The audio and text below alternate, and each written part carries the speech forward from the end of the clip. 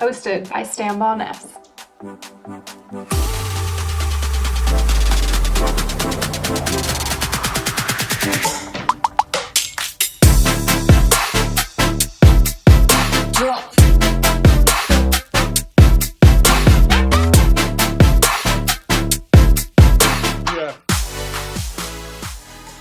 Welcome everyone to Groundbreaking Growth. I'm Emily, your host, here with co-host Jen Knox.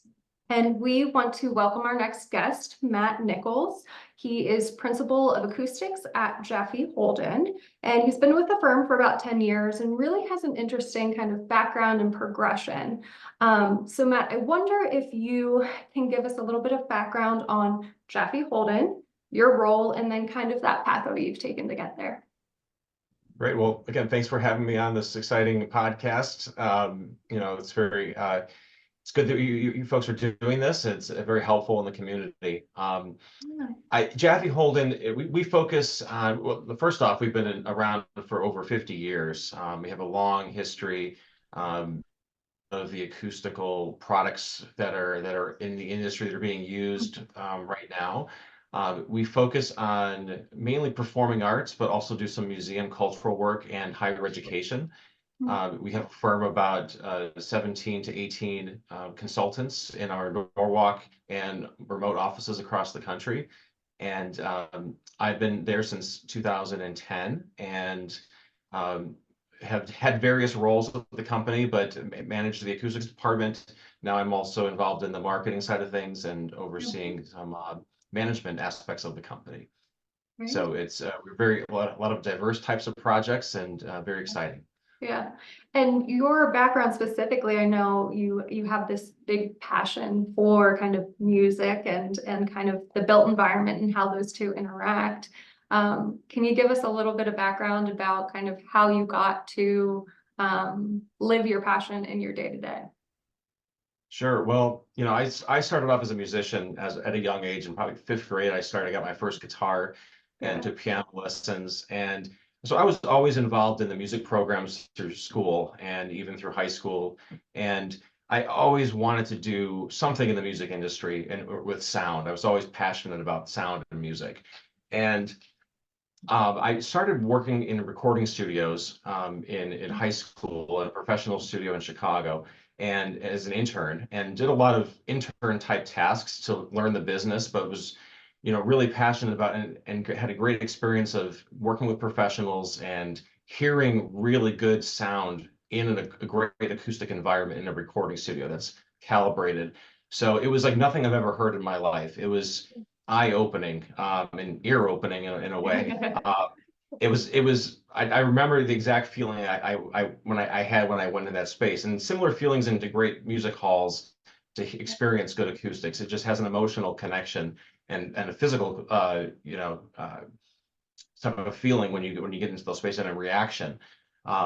So through that, I ended up going to college to pursue a recording engineering career, and I really felt that I didn't want to do that as a career, but more of a hobby.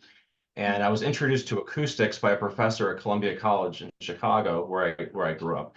And he exposed me to the acoustics program there. And number one, I didn't have any idea about acoustics. I knew that it was related to everything that I loved and was passionate about.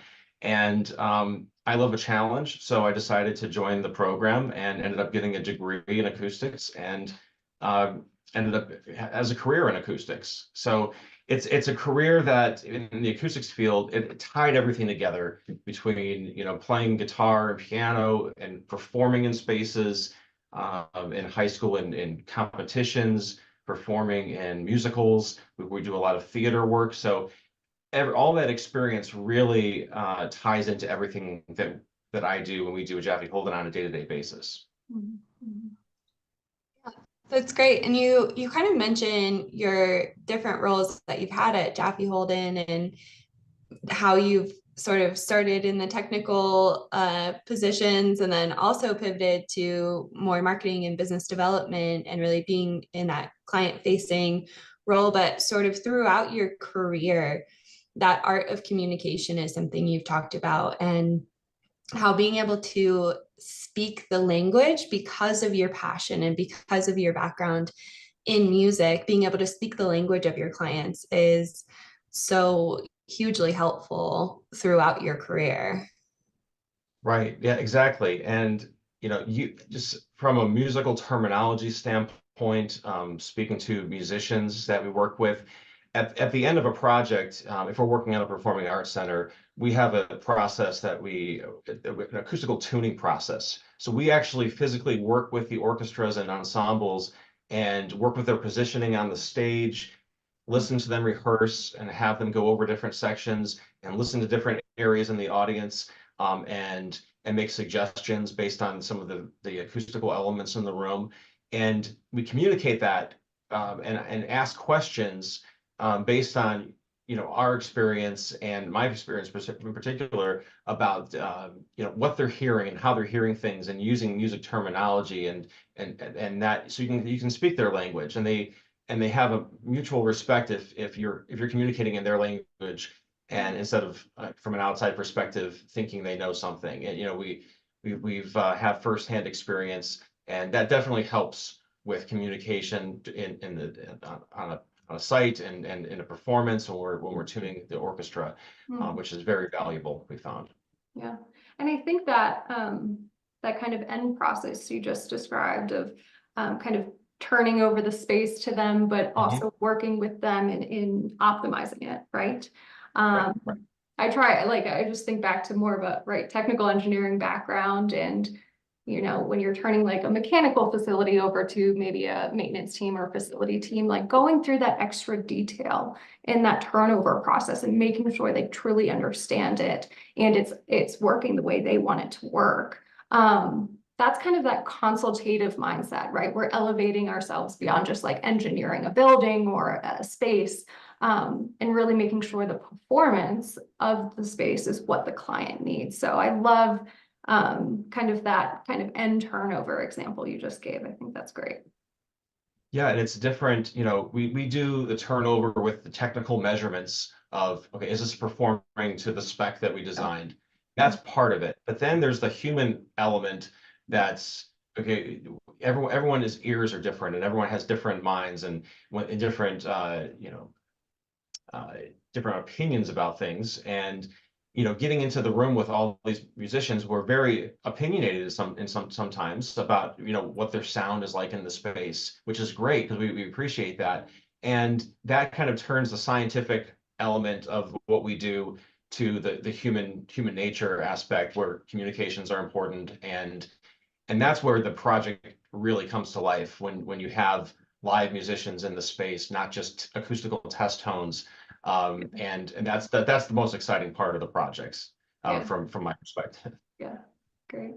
And I know, Matt, you had mentioned a little bit earlier, kind of about having that mentor and that professor early on that said, hey, I know you have this passion for music, and recording may not be the specific thing you want to do, but hey, what about acoustics? And I think about just the importance of having mentors, both in our early education and throughout our careers, and how they can help guide us and ensure our eyes are open to possibilities. I know in my career, just having like diverse exposure to different project types and different possibilities really benefited me in honing what I was passionate about.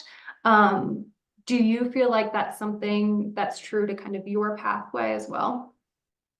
Yeah, definitely. I think, again, just being exposed to something that I knew about but really didn't know a lot about. And he was trying to sell me on the program too, because he wanted to expand the program. There wasn't a lot of students. It was only maybe 14 students on the program. Oh, yeah. Because acoustics is not it's not like an architect. Acoustics it's a really small niche field. And so the departments and the graduating classes of acoustics students are very small. So I think he's looking for the right people in the department to really showcase the college and succeed in a career eventually. So it makes the college looks better, obviously. But he really helped show me the interesting things about it and how it could relate to my passion. So that was really important. He guided me through the process, and and the professor at Columbia College, he actually was a consultant. He had his own business. So a lot of the professors at Columbia also are in the industry themselves. So they have, current exposure to practices and consulting. They really know what they're talking about because they actually live it and are actually, that's their profession. So that was really useful to get not just a book, textbook knowledge about something, but yes, this is what I did here, and showed examples of what he did in this project and in this situation. So that was, I think, as a mentor, that really helped make it more real and not so theoretical all the time. Yeah, and you talked too, so I'm in art school for graphic design, as well as working full time doing consulting. So being able to sort of keep up with clients and be in art school. And one of the cool things about my art school too is the professors have to have some kind of employment currently within the field. And there's this feeling of that I get from the professors, and then I also get to translate into my work as doing outsourced marketing, of staying current in the industry. And because you're passionate about what your work is, you sort of translate that into continuing to learn in your industry and continuing to stay current on the trends, and especially within architecture, engineering, and construction. I mean, anything that you use a digital tool or software to produce your projects, there is a necessity to stay current on things. And you talked a little bit about that, Matt, and how your passion keeps you current and keeps you learning within the industry as well. Yeah. Part of what my goal was when I was transitioning to acoustics was to still be active in music and recording and composing. So that turned into a hobby for me, which I still do a lot of hobby work with recording and music composition.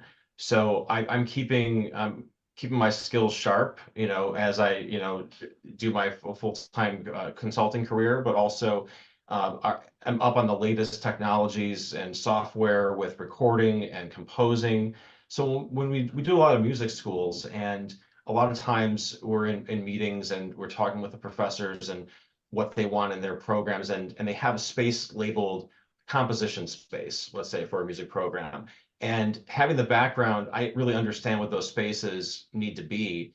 And then I think that, it changes a lot. As you mentioned, digital technology, software always is updated. You have to stay on the latest and greatest, because for composing, for example, back in the day, composers had a piano and a notepad, and they would write out a composition on paper, and then do a whole score and send it to the musicians, and they play it and record it. Nowadays, everything, 90% of it is in the computer, where you could have access to vast sample libraries of recordings of different instruments. And the composer has a keyboard, but he's accessing recordings of a violin or a timpani and a cello, and playing it on the keyboard, but sounding very realistic. And oftentimes that type of composing and sample recording is used in television productions and video game music. So you don't have to have a $50,000 budget to hire an orchestra to perform something for some media. It could be someone out of their basement home recording studio doing something for Game of Thrones and actually using that.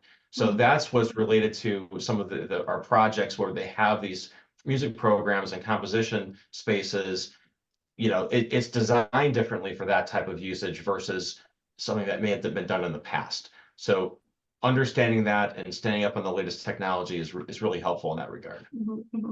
And I'm sure with your passion, right, like you're testing things out yourself, like right at home or on the side, and right, what technology do you like, what technology don't you like, what would you recommend to your client? I'm sure, right, from a space design standpoint, what new materials are out there, and whatnot. So that probably gives you potentially a leg up on maybe some competitors that aren't as involved or kind of truly living and breathing it even outside of work.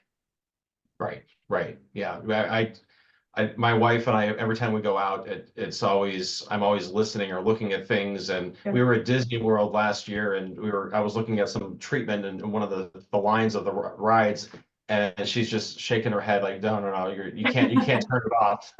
It's so So true. It's like any, it's they say like contractor or architect or engineer, they'll like drive by a building they had a very small part in, and they're like, oh, there's my building, right? It's yep, not something you turn off when you leave the right, office. So I love that. right, which is good because I mean it shows you that you're on the right track, Yeah. and if you're not thinking about it all the time, then maybe it's something that's not right for you.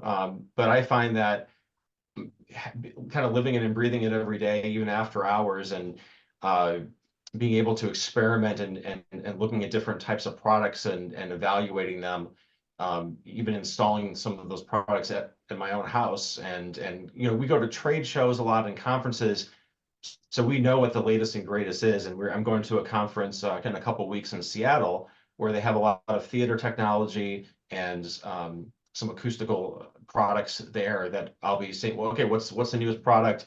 Talk to the manufacturers, bounce some ideas off of them, because oftentimes we collaborate with manufacturers to try to optimize their products based on what we see in the field and what we think could be a better use of it, or an improved version of it. So we've been doing that for years, and that's how we stay current and with the newest technology and products out there. Mhm, mhm. So, and that even kind of comes full circle, right? To that being able to speak the language of your clients and then also show them new things and open their minds to what might be able to optimize their space better than they even imagined, and be that trusted advisor. One of the things we talk a lot about is being a trusted advisor and really connecting with your clients. People hire people that they like and that they trust, and speaking their language, I'm sure, is something that I think is a little bit underestimated within careers, especially as a young person. You might not feel like you have anything to say, but that passion and being passionate about what you're doing and bringing that into the forefront of connecting with your clients, it sounds like that's benefited you, Matt, in your career tenfold, and just being able to make those connections. Yeah, and it also starts even, we're talking about the communication and relevancy in the project with the musicians on the stage, but it really starts before that. When the building's under construction, you have to be communicating with the contractor and the design team of making sure that it's built correctly. And we're on site all the time. We have our own Jaffe Holden construction vests that we bring to the site, and we're there getting dirty and crawling through small spaces to make sure things are constructed properly. And you have to understand the language of the contractor, of how things are built, what terminology to use when describing something, because you often have to come up with different ways of addressing issues on site and coming up with a sketch. I've done a lot of sketches on site where I'm drawing stud walls and connections, and that's how you communicate with them to making sure that everyone understands each other. And that I find is very valuable too. So it's multiple levels of communication of different groups and different trades. It's all important throughout the process. And even in someone's career, of having relationships with architects, with engineers, with end users that you work with early on in projects, maintaining those relationships are really important. And that's something that I've learned is, you don't really focus on that when you're starting out your career. That, yes, I've worked with someone on this project, it was fun, but then now getting into more business development roles, you realize that those having good connections, that one-on-one connection, and staying in touch with those folks over time is important. and which leads to more projects eventually, and just a better relationship. And sometimes if you know, you don't think about that when you first start off, but that's something that I think I've learned throughout my career, of just the importance of that connection. Yeah, I love that. And I think when you had said about kind of tailoring your communication for your audience, I think that's a skill that we learn as we progress in our career, because to your point, Matt, each audience member, each stakeholder in a project kind of has a different lens they're looking at it through, a different understanding and perspective. And if we as a project manager, principal, project executive understand that and can communicate in a way that is best received by them, we're only, you know, getting an even better product in the end. And those then connection points, if you maintain long term, to your point, is it's a great network to lean on to leverage for overall business success in the future and that business development. So I love that. Right. Yeah, and it definitely, everyone has, you know, everyone on the design team has different goals and different focus points.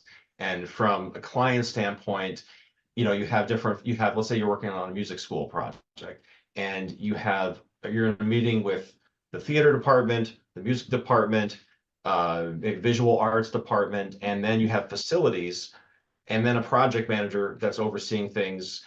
Each one's focused on, okay, make sure the project's on budget, make sure that the facilities folks, that everything is easy to use and maintenance is considered for some of these systems, and the music folks are concerned about their music spaces. So everyone has, you know, priorities, and navigating that in a meeting and understanding where their priorities are and being able to communicate to each one individually, but also be aware that the sensitivity sometimes of the dynamic of the group has to have a strike a balance. And then also, you know, the performance of the space that you're trying to achieve acoustically and audio visual wise is really important. So it's a balancing act, but understanding where everyone stands for, and what their priorities are, and how to communicate to those different groups effectively is also, you know, a really valuable skill and important on a project.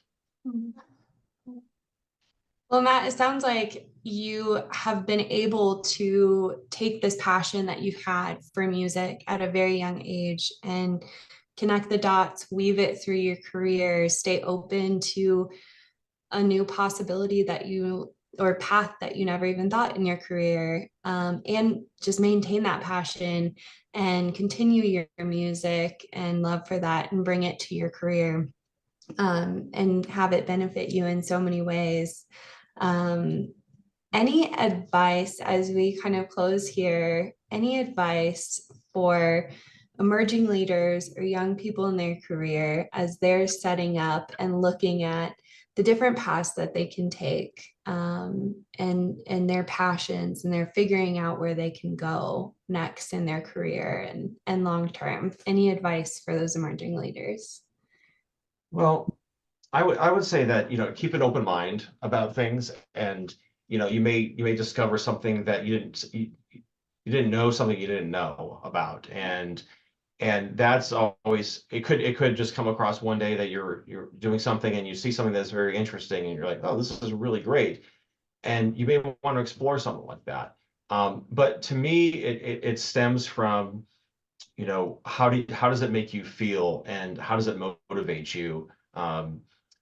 You know, not just on paper and you know, just a stable career, but, you know, how does it affect you, your gut feeling, and your passion, and how motivated you are to work on these projects. If you're getting up in the morning and you're dreading going through your day, maybe you're not in the right career. Maybe that's a good indication that maybe you should look somewhere else and keep exploring.